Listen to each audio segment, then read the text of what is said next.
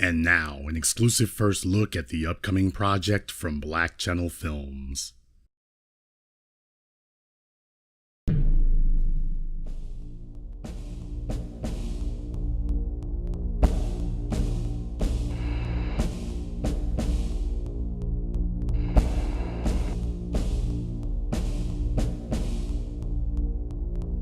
Across America, people are talking about how blacks are being moved out of the cities. Well, I'm here to tell you, if you live in Harlem, DC, Detroit, or LA, you don't have to worry about gentrification any longer, because it's already over. Gentrification is basically class warfare. It actually results in the death of people, and it results in the displacement of communities. Gentrification has been discussed in the context of cities like New York, other places such as Chicago, Los Angeles, San Francisco, but now we're looking at the phenomena of gentrification occurring in most cities across the country. My tax dollars have been used to create financial incentives to get developers to build housing where there are $2 million penthouses and $3,000 a month studio apartments being created in Harlem. Is that for the people who live in Harlem who make a median income of $37,000 a year? It is not. Who is the development being done for? If development is accompanied by eviction, then that's a problem. There's no hiding your head in the sand any longer, because whether it's removing you from your own history or from your own home, the rich are here, and you will be moved. Give me 20 years and there will be little to no black people living in Manhattan except for those that live in public housing.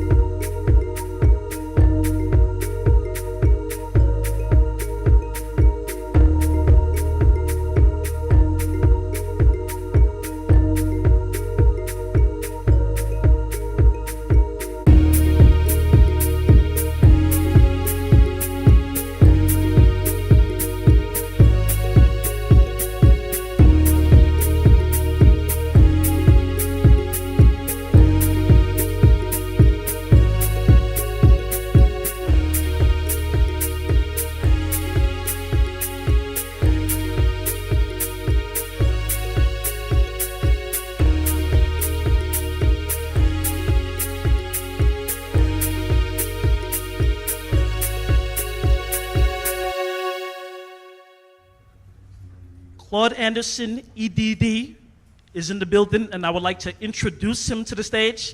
I would like to welcome him to the Black Empowerment One Convention.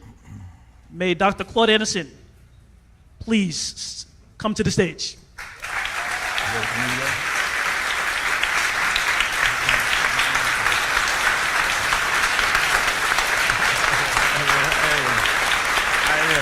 Hi, everybody. Hi.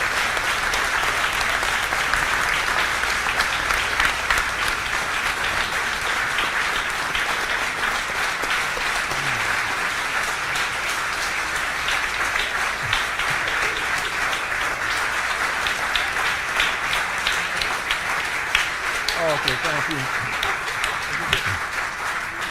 You're not going to normally use this? Okay. Thank you for that very much appreciated applause. Let me say I am purely delighted to be back in Chicago with some of my people.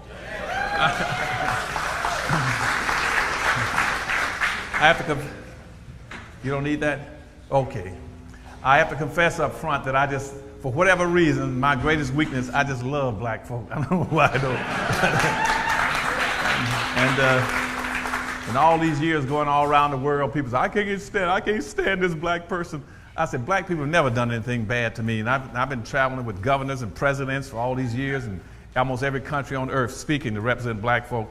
Black folk always made me proud, and I've enjoyed them. They've been extremely courteous and beneficial to me. So I just love y'all. That's my weakness. But more importantly, I enjoy being back in Chicago because I attended school here at a number of universities. I used to live at 6120 Greenwood, right off the University of Chicago campus, and right near Cottage Grove and 63rd. And I was a young man then. Boy, that was the most exciting place on this earth to be in Chicago on 63rd and Cottage Grove. That was what, and on a Friday night or a Saturday night, anybody in Chicago, if you stood on that corner, you would see them. Because we had a very strong, viable black community in those days. It just enthralled me. I was excited just to go out there and stand on the corner and watch. And I could walk from Cottage Grove then. I haven't been there for 30 or 40 years now. I could stand on the Cottage Grove and 63rd and walk all the way to Stony Island.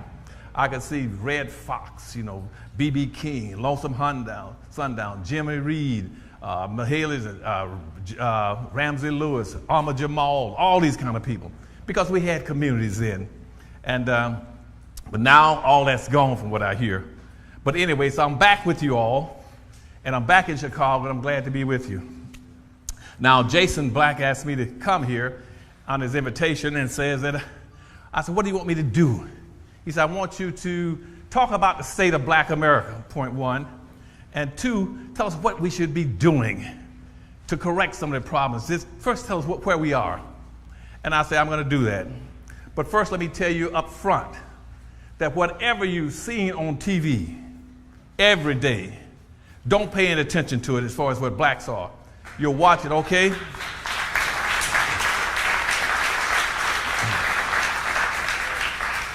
They have a special class of a black overclass in America whose primary sole responsibility is to anesthetize you, to zombify you, to hypnotize you, and give you the fraudulent belief that somehow black folk are moving forward and advancing in America. You're not. In proportional comparative terms, you're going backwards. And here's what capitalism is. Then capitalism is this: owning and controlling the land, the resources, and tools, and using other people's labor to enrich yourself. That is capitalism. Let me tell you two again. Capitalism is owning the land, the tools, and the resources, and using other people's labor to enrich yourselves. Now, in neither one of those definitions did I say, in the most capitalist nation on earth, did I say anything about social integration and civil rights. Then why do you keep practicing something that doesn't exist, that doesn't pertain to you? If you live in a capitalist nation, society, you should be practicing what? Capitalism. Owning and controlling the resources, the tools, and land. And that's why I told you initially about the monopoly game. The monopoly game was set up way back in 1860. Here's what it is: owning and controlling land. How many people here have ever played Monopoly? Okay, good. Now, Monopoly is supposed to be based on this premise. Everybody's supposed to sit down and get the same amount of money to play the game. You're supposed to take that money, and what are you supposed to do? Buy land. Buy land. And then plus when you buy the land, they want you to do something that's in my power economics principles and all my books. They want you to aggregate the land. If you buy just one piece of land in a set, it has no value. You got to get all three pieces. That's called aggregation. So you got land. The second thing in the monopoly game is you got to buy the businesses. The water country, the electric truck company, what's the other one? Railroads, okay. You got to have businesses. Here we are. We don't own the land because they never gave us any land, wouldn't give us any land. We're playing a real-life monopoly game. We don't own any land. We don't own the electric company, the railroads. We don't own any businesses. Okay. And then the third thing, you're supposed to be able to improve the property by putting houses on it, stuff like that, a lot of houses, but in combination. So you can generate 3 or 4 and get a lot of money. But black folk at one time by 1920 had over 20 million acres of land. They let it dissipate and got away from it. They don't own it down there about 300,000 acres. They lost 19 million acres of land between 1920 and 1950. So they don't own any land.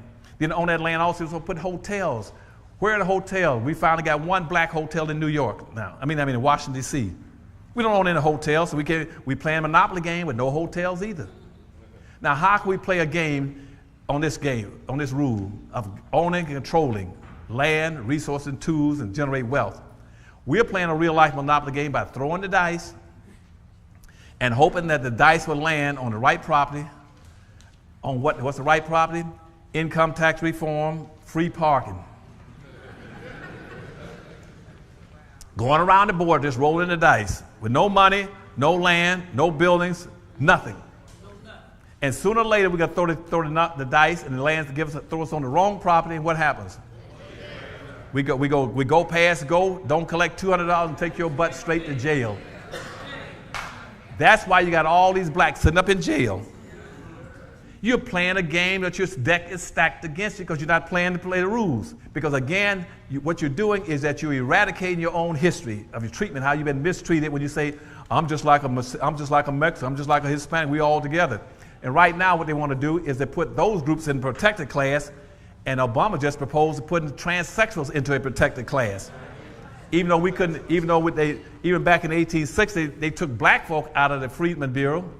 Now they're protecting all these groups, all these immigrant groups coming and getting all these protections, and nobody wants to protect black folk. Because we've been trained to go around and want to save the world, save the world. Stress your exceptionality and say, don't put us in any of these broad categories. Put us, everything coming to black folk, we want you to put it out in front of us where we can see it. If it's for us, let us see it. Point one. And secondly, do not give us any more symbolism. No more symbolism for black folk. Yeah, okay? They're always trying to give black folks symbolism. Well, look what we've done for you all. We gave you all Martin Luther King's birthday. Who cares? That doesn't put no biscuits on no black folks' table. I want you all to only take and want and demand that which you can count and measure. See, if you can't count and measure, we don't want it. Don't be telling us, well, we're gonna give you all a special holiday. No, I don't want no special holiday. Give me some money, okay? And so that's the first thing. Go with your blackness, claim your exceptionality. Don't let anybody equate you to anybody else. When all these people run across the board and say, we're equal to you, no, you're not equal to me. The next thing I want you to do is that now we can go back and build our communities because we're going to play a real life monopoly game. And you got to have the land. I want you all to start building black business communities. Build a black business community someplace. Because otherwise you cannot get wealth unless you have a community. Right now, we do not have not one single solitary black community in the entire United States. It is impossible for you all to play and win in this society because the deck is stacked against you. They want you to play as individuals, an unknown person where you don't know each other. You go back and say, no, we're going to build black business communities. Now, why don't you have any communities? Because, see, everybody else has communities. And we tried to build a black town in Detroit, Michigan. They said, that's divisive. This is advice for you all to build something for black folk. I had a plan laid out to build a black business district in the city of Detroit. And whites and all the other groups marched downtown. Here's the Mexicans in Detroit, Hispanics in Detroit, Asians, Arabs, all, Dearborn is all Arabs. They all marched downtown to protest my building a black business district for black folk. They said, Dr. Adams, we admit in Detroit is 92% black. We got a Chinatown, Asian town, Arab town, Greek town, Pole town, Hockey town, Cork town. But if you build something for black folk, that's racist. And guess what your leadership said? You sure is right. That would be wrong. Sure, we don't want to do that. We come a long ways. We came all the way from we're socially integrated now. We don't need anything. And I said, but you don't have anything. Yeah, I know, but the little bit we got, if we try to build something for black folk, they'll take that away from us. And that took me back to 1935 when a guy named George Gershwin wrote a play, an opera called Porgy and Bess. And right in the middle of the Porgy and Bess, they got porgies out in the middle of the black neighborhood singing, we got plenty of nothing, and nothing is plenty for us. I said, nobody's that silly. And just think in Detroit, Michigan, when I was trying to set up that business district, black folk had an annual disposable income in Detroit of about $11 billion between the city and the schools and everything else. Disposable income. And you see, they went into bankruptcy. I told them then, if you start practicing group economics with your $11 million and make your money not even necessarily bounce 8 to 12, bounce 10 times, now you got $100 billion. Because the money will come around past you 10 times. If the money circulates around, your 11 billion will become what? 10 times becomes 100 billion. You know what they told them? Well, Dr. Evans, that'll be racist for us to do that. And so now Detroit went bankrupt, and now whites have taken over Detroit. They're going to take over every black city in the United States. They're going to gentrify them with immigrants. They're going to bury you beneath immigrants coming in, and they're going to come in and come over you and bury you. Then they're going to privatize all the public resources. I told them in Detroit, I said, Detroit, if you let all these immigrants come in, they're going to take everything of value out. They're going to privatize the bridge to Canada, the tunnel to Canada, the city airport, the zoo, Cobo Hall, Joe Louis Arena, the historical museum, the golf course. I can go on that. Now they got all that. And now you got 92% blacks sitting there.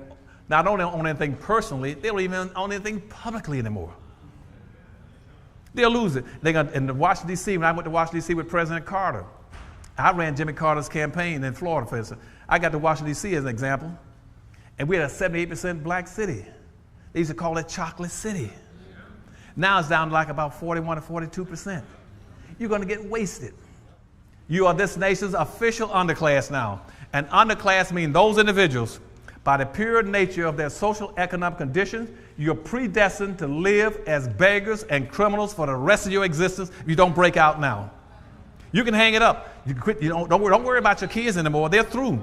If you don't get yourself together right now and quit playing these silly games thinking that somehow because you're socially integrated, you can achieve something, you're through.